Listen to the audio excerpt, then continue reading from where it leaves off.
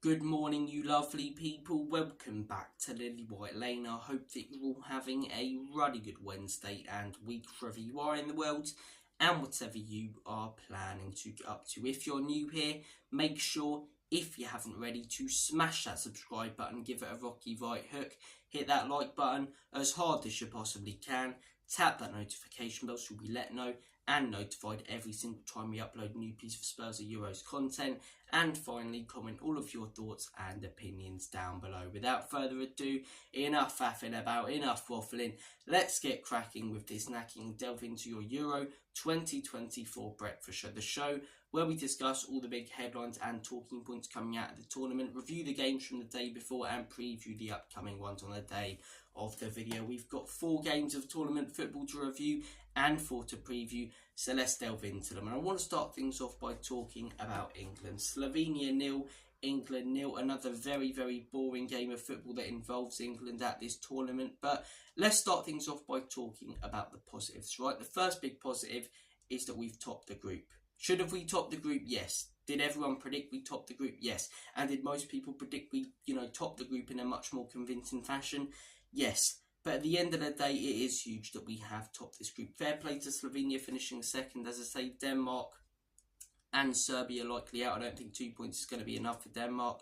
And Serbia, one bottom of the group. It's not great for them. So, look, we've topped this group that we definitely should have. But if we slipped up, if Denmark scored a late goal, as I say, yesterday, we would have been on the other side of the draw. And in my opinion, on the other side of the draw, we wouldn't have made it past the quarterfinals. We may not have made it past the round of 16. We would have had to play Germany in the round of 16 when they've been smashing it in their group. I did not want to play that game. Spain are on that side of the draw, who topped their group with 9 points. Portugal are on that side of the draw with Ronaldo, Bernardo Silva, Leao, France now finishing second in their group are on that side of the draw. That is the side that we wanted to avoid, and everyone coming into this tournament was predicting that England would get to the semis and the only team they'd lose to is France. That obstacle isn't now there on our road to the final. England, despite how crap we've been in these group stages, with the ability that we have a huge chance of getting to the final. Don't mess this up, Gareth, and learn from your mistakes. And that's another thing I want to comment on, right? We've seen, as I say, Gareth Southgate's stubbornness and his lack of change to the team in these 3 games in the group stages cost him. Yesterday, when we made substitutions, we looked a completely different team. It was probably the best out of our 3 group stage performances yesterday. Slovenia didn't attack us at all, though it was very hard to break down their low block, but we looked a lot more likely to when Mainu, Gordon and Palmer were all on the pitch together. We created 3 chances in the last 4 minutes when those 3 were all on the pitch together. When Mainu and Palmer came on, as I say, earlier in the second half, that's when things started to really change. That's when we completely dominated the game. I mean, we were already in control and Slovenia didn't really have a shot, but that's when we completely took over, when those 2 were on the pitch. Learn from your mistakes, Gareth. Don't be stubborn. And next game, put Palmer in the team. On the right wing, potentially over Saka. If you don't want to do that, play him as the attacking midfielder and lose the extra DM, or put Bellingham as your box-to-box. Next game, play Kobbie Mainu. Next game, play Anthony Gordon. Because that left side looks so much more balanced. It's been a huge problem for us at the beginning of this tournament, having Kieran Trippier, a natural right back at left back. And as I say, Phil Foden, a natural attacking midfielder on the left wing. That left side hasn't offered anything. Any danger from the wings has come from the right so far in this tournament. So Southgate, now is your chance to grow into this tournament, to change things around, to learn from your mistakes. Do I think that he will? No. I will be honest with you guys. If we come up against Holland, I think we probably will go out. Down to the manager's, as I say, record against top teams or sides, ranked in the top 20 in Europe. He's not great and he doesn't know how to get results against them. Holland haven't been great in their group stages, but I still think, as I say, they probably will knock us out if we come up against them. They shouldn't. We have a lot more quality than them, and I watched them yesterday against Austria, and they concede a lot, and they will open up. But something that people are forgetting, I've seen a lot of people going, the Dutch will open up against us, that will give us space. Sorry, we scored 10 minutes in against Denmark and Serbia. They completely opened up because they had to. I didn't see us changing. We decided to park the bus instead of trying to counter-attack them for that next goal. Do you know what I mean? So, look, Top of the group, that's a huge positive. We've avoided the toughest side of the draw. We've seen the substitutions and that Palmer, Mainu and Gordon usually work in this team. Now they've got to start the next game. Another huge positive from this group stage, just like yesterday again, Mark Guehi. You know, a lot of doubters, including me, coming into this tournament about whether he'd be good enough. He's shut the doubters up. He's been absolutely superb. But as I say, there are more negatives than positives. Just take the shackles off, for crying out loud. You score a goal in the last couple of games, go for it, man. Take risks with your passing yesterday. Yesterday, again, I think was the best performance out of the three, and Slovenia were the hardest team to break down. But still, the lack of really going for it, really taking the shackles off in games. It's so frustrating with one of the most boring and defensive sides in this tournament with some of the best and most exciting attacking players. Why are we waiting until the 70th minute to make the changes when all of us England fans can see that those players should have started? It's good that they work towards the end and it's good that we can build on that, but why are they not starting? Why is Foden being hung out to dry on the left wing when he's not a left winger? Why did you play Trent Alexander-Arnold as a defensive midfielder for 2 games when he's a right back? Why are you playing Bellingham as the attacking midfielder? Because that's not what he does for Real Madrid. Player after player being played out of position. That's something that has to change. We're through to the next round one, as I say, the easier side of the draw.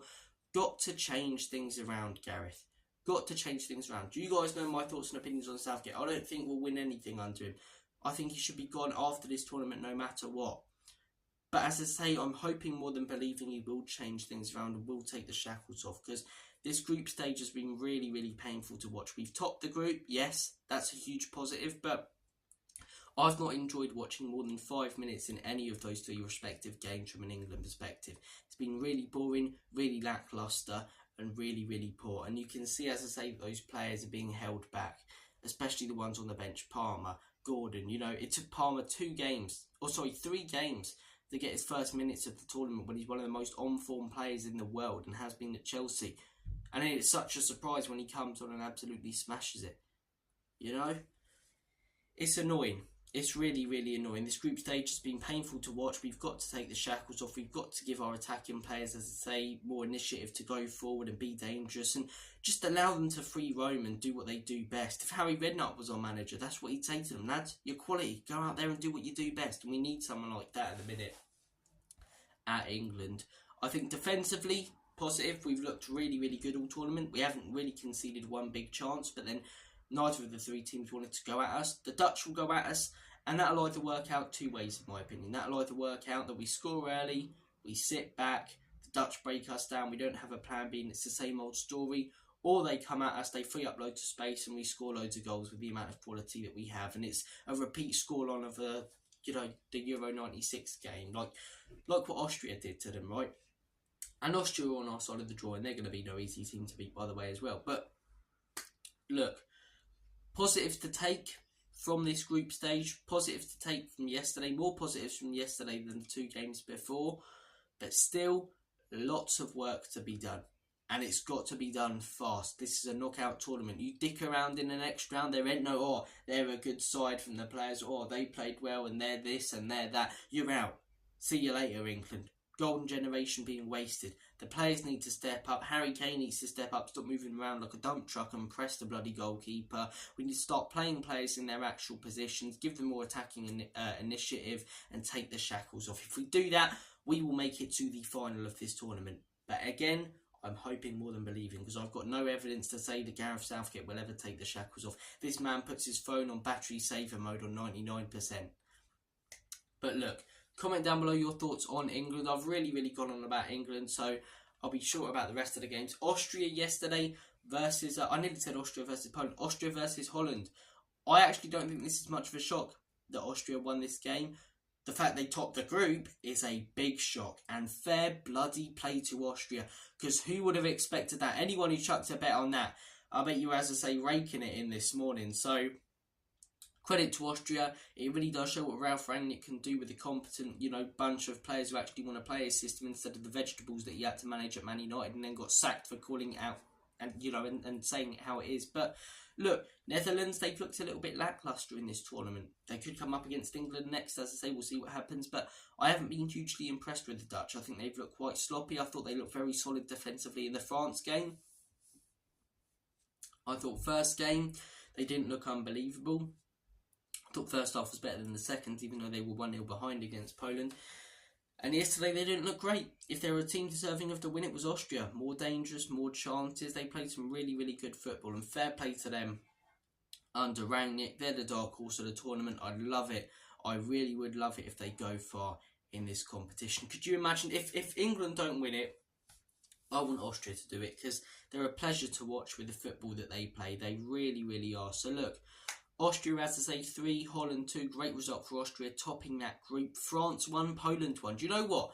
Here I am criticising England, and I know that France have got, the World Cup to go off and more, history recently, so their fans are not as frustrated about, their team as us, but they've not looked great. Apart from Spain and Germany, and Germany not even as much after their last game. Who out of the top sides in this tournament has looked great? Portugal went and looked fantastic. France have looked really, really poor. The Dutch have looked quite poor in all honesty. Belgium haven't looked fantastic, Italy have looked poor. Croatia are going out. A lot of the other big sides haven't looked fantastic. They really haven't. Let's not beat around the bush. So, it's not just England. It's, we are the worst out of the bunch. We are the worst out of the bunch, but I can take some comfort in knowing that other fans are upset with their team's performance, and it's not just us, and it is sometimes how tough these games are in the tournament. But look, moving on, I'll stop talking about England. Austria 3, Holland 2, great result for them. France 1, Poland 1. I thought France looked really lacklustre. Scored from a penalty, obviously Lewandowski missed the penalty, it was retaken, put away. Not the best game. I'm glad I decided to watch more of the Austria versus Holland one. But yeah, no one would have expected France to be on the other side of the draw. A huge twist in the tournament, them finishing second, and not to Holland first either, to Austria. So credit to Austria. France very disappointing, Holland very disappointing. We'll have to see what comes next for those two nations. But Austria, all the best for the rest of the tournament, man. It's been an absolute pleasure watching them under Ralf Rangnick. Look, other game yesterday, Denmark versus Serbia. Moving on to the next games we're going to be previewing today. Look, Serbia out, bottom of the group, and looked great this tournament. So much quality in that team. If you predict to predict a team that would finish second, you predict them: Vlahovic, Mitrovic, Milinkovic, Savic, Milenkovic at the back, Kostic. Yeah, every tournament comes around, they really do flatter to deceive. They've been crap this tournament, and Denmark really, really not looked like Denmark. They have not looked like Denmark. Well, actually, I'll take back what I said. I said earlier, I think Denmark are out. 3 points, that should be enough to get them through, maybe in third, shouldn't it? Shouldn't it? Or I think Slovenia have finished second, I believe. Right, correct me if I'm wrong. And Denmark drew their first game, drew their second game, drew their last game. So yeah, Denmark are on 3 points, Serbia are on 1 point, and Slovenia are on 3. I believe Slovenia went through in second, obviously, with their celebrations of Denmark. So Denmark still could go through, but they've not been great this tournament. And to be honest, our group's been very, very boring to watch. It's been the worst group of the tournament. So hopefully some more entertainment from today's games. What are those games, you ask? Well, 5 o'clock, Belgium on 3 points, Ukraine on 3 points, Slovakia on 3 points, Romania on 3 points. I can't wait to watch these games, man. They're going to be banging. It's going to be tense. It's going to be close. All teams on the same amount of points. Belgium versus Ukraine. I'm going to go for an upset, Ukraine very poor in their first game, much better in their last. I think the Ukrainians are going to get a win against the Belgians. I'm saying that Ukraine win this game 3-2, and I'm saying that Romania get the better of Slovakia 2-1. So I'm saying that Ukraine and Romania go through in this group stage, with Romania topping the group. Belgium, I'm saying, finish third, and Slovakia finish fourth. Or no, Slovakia finished third because they beat Belgium, and Belgium finished fourth. Yeah, so I'm predicting Belgium to finish bottom of this group. Would have never predicted it at the beginning, but you look at the standings now, you look at the game that they have to play, I think they will finish bottom of this group. I really do. And then obviously later tonight, Georgia versus Portugal. Bit of a free hit for Portugal. Not going to be the most exciting game, that one. But Czech Republic versus Turkey is going to be very, very, very interesting. Turkey on 3 points. Czech Republic on... What are Czech Republic on? They're on 1, I believe, aren't they? because they lost to Portugal, and then their last game against Georgia they drew. Yeah, so Czech Republic are on 1. Georgia need the win against Portugal. I think they might get a draw. I don't think they'll win. I'm saying 2-2 in that one. And I think that Turkey will beat the Czech Republic. I'm saying 2-1 to the Turks. So, look, 4 games to enjoy later.